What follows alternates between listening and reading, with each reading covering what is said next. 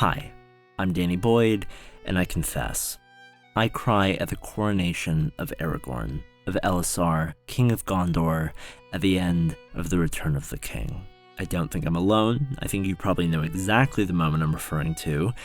So today, I want to talk about why.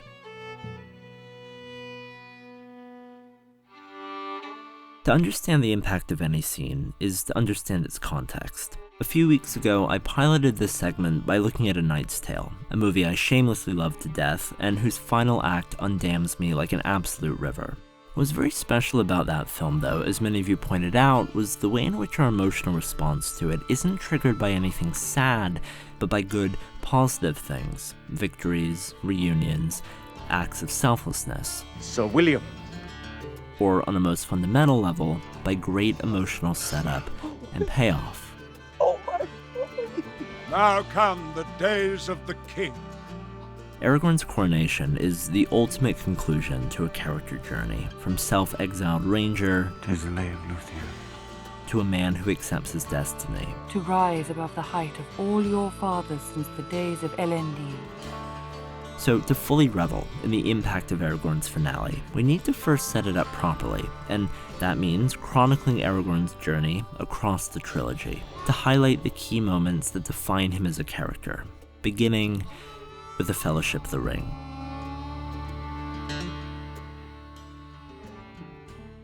Speaking broadly, Aragorn's tale in Fellowship is the tale of Aragorn the Ranger. We begin, of course, in Bree, meeting Aragorn as Strider, the Dark Stranger, threatening and ambiguous, and yet some of the first words out of his mouth to Frodo, even within that ambiguity, is ultimately wisdom and concern. What do you want? a little more caution from you. That is no trinket you carry. At no point does Aragorn make any attempt to quell Frodo's suspicion of him through feigned pleasantries. At no point does he attempt to ask, demand, or beg of anyone to follow him or to trust him. The hobbits, like many others we'll meet, do so because they have a natural instinct to do so, however irrational. I think a servant of the enemy would look fairer, feel fouler.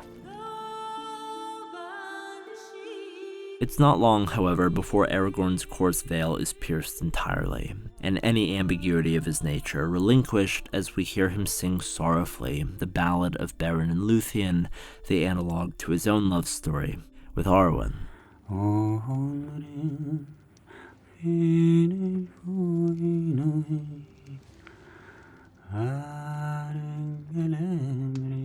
Who is she? This woman you sing of. Any scene to follow only aids in this. On Weathertop, we see Aragorn as defender, fearless and clever against the wraiths, and in the woods, his urgency and genuine impulse to aid the mission of Frodo, Sam, Pippin, and Merry is palpable, even if bound by his own limitations. Ride hard. Don't look back. In places where Aragorn's identity is not necessarily kept secret, its characteristics still the way he chooses to dispel undue attention unto himself, now not through a gruff facade, but through choice words and a humble demeanor. Who are you? I am friend to Gandalf the Grey. It's also here, at the foot of the Shards of Narsil, that we get perhaps the most important exchange in this movie, elucidating the burden that Aragorn carries through to the end. Why do you fear the past? You are Isildur's heir, not Isildur himself. You are not bound to his fate. The same blood flows in my veins. The weight of this revelation is reinforced soon after at the Council of Elrond, when Boromir and Frodo learn who Aragorn is. This is no mere ranger. He is Aragorn, son of Arathorn. You owe him your allegiance. And even then, Aragorn retains a posture of immense humility. Havodad, Legolas. Moving forward, as the Fellowship journeys into the mountains, we get a very critical moment in Boromir's arc of Boromir taking possession of the ring. In Aragorn, we see a glimpse of why it is he is so wary of the integrity of men, and of his own desire to lead them, a quality that reinforces the conflict raging within him. Boromir! Give the ring to Frodo. But what moves me is how, despite this, without hesitation, Aragorn still lends a shoulder to Boromir in Lothlorien when Boromir speaks of hopelessness. It is long since we had any hope.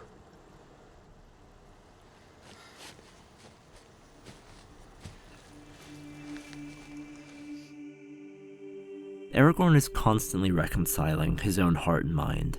He is not without compassion for Boromir, but nor is that compassion without limits. You are afraid. All your life, you have hidden in the shadows, scared of who you are, of what you are. I will not lead the ring within 100 leagues of your city. Aragorn knows whom to trust and whom to question, but that goes for himself as well. In maybe my favorite moment with him in Fellowship, Frodo practically tempts Aragorn with the ring, a moment that pretty much sums up the purity of Aragorn in a single exchange.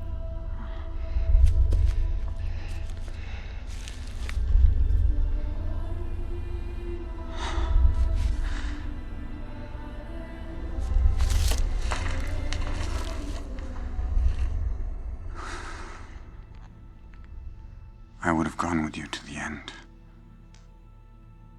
Into the very fires of Mordor. That alone is enough to make me cry. I know. As is, of course, the way Aragorn treats Boromir in death, despite the weaknesses Boromir has shown time and again. I have failed you all. No, Boromir. You fought bravely. You have kept your honor.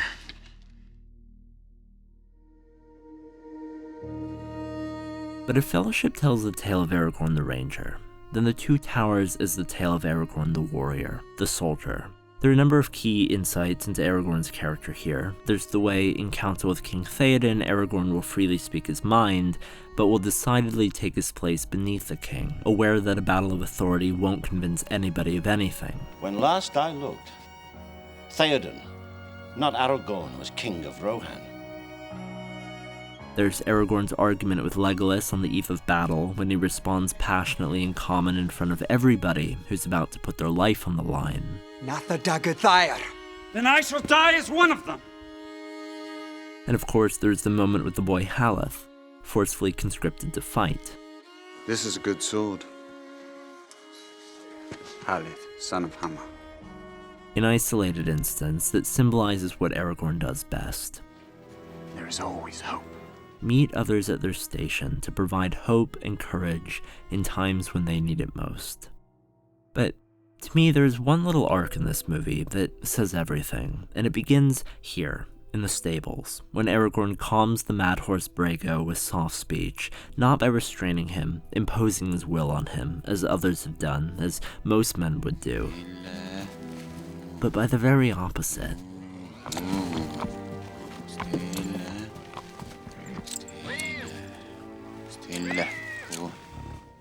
It's in this scene that Aragorn first engages with Éowyn. Did not look for it in a ranger from the north. And later on, infatuated with Aragorn, Éowyn offers up this exchange. You do not command the others to stay. They fight beside you because they would not be parted from you. Because they love you.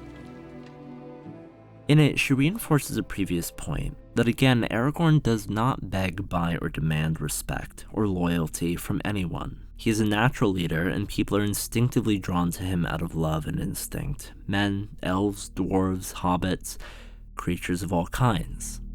Like any other character, Brago's duty to Aragorn is also born from love and care, which is why, when Brago rescues Aragorn in the river, well, incidentally, I cry here also. This is how pure in soul Aragorn is as a figure in this story. And with that, we come to the return of the king, to Aragorn the general, to Aragorn the king. Here we get the greatest contrast between Aragorn and King Theoden. On the matter of going to war, Theoden is quick to question, why should we ride to the aid of those who did not come to ours? Whereas Aragorn is quick to put himself on the line. I will go. This is the time when Aragorn must embrace his destiny, when Elrond brings Aragorn the sword reforged from Narsil into Andúril, a massively symbolic moment, a remaking of a fractured lineage. Put aside the ranger. Become who you were born to be. Take the Dimalt road. When Aragorn rides into Dwemerberg to seek aid from the Men of the Mountains. None but the King of Gondor may command me. When he leads the dead army into war to fulfill their oath to Isildur. But maybe most significantly, when he then releases them from their bonds, despite the power they hold and despite the power he holds over them. I hold your oath fulfilled. Go. Be at peace.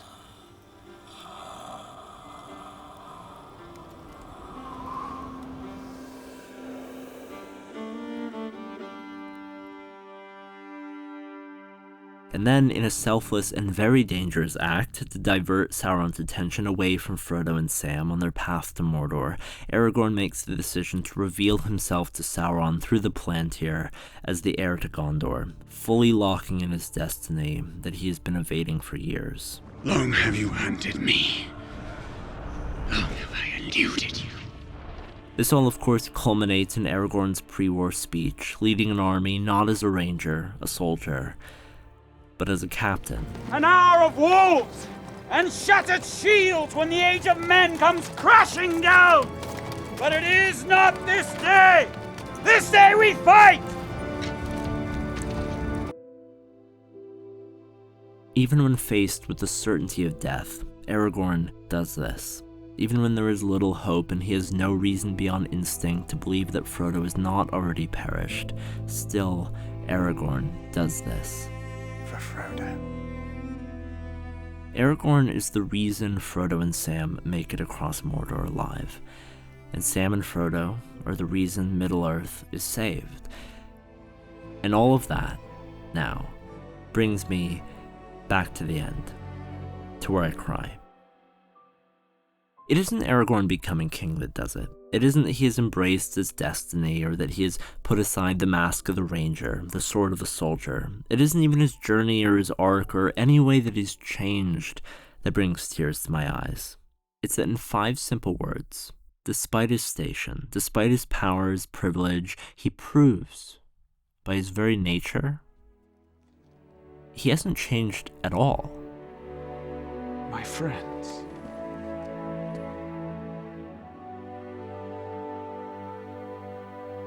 You bow to no one.